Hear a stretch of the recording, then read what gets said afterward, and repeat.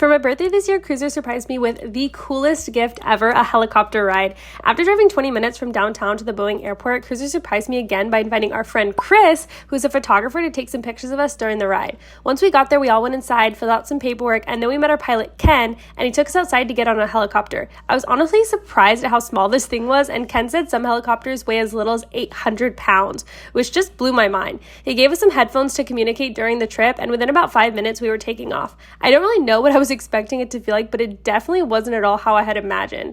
I fly a lot, so I figured it'd feel like a plane, but it literally felt like we were just hovering above the ground, almost like if you sat on a couch and had someone lift the couch up, whatever that feels like. I highly recommend doing this in a city, though, where you're from, because it was super cool to see places that I could actually recognize. We got to fly over Bill Gates' mansion, which is halfway underground, very much giving The Hobbit, and we also flew over my old university that I dropped out of. Go Dogs.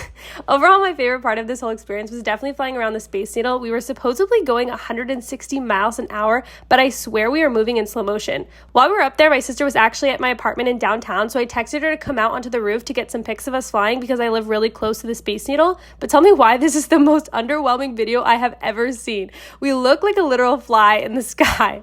I really thought she was going to be able to see us, but I guess not. Anyway, we continued the trip flying over the Ferris wheel and down the water before we returned back to the hangar. And at the end, I told these guys to smile for this video, and they literally turned and both did kissy lips at each other. So am I the third wheel on this trip? We finally started our descent, landed safely back on the ground, and I took a few more pictures. All in all, it was so much fun, and I would love to go again. Follow for more adventures.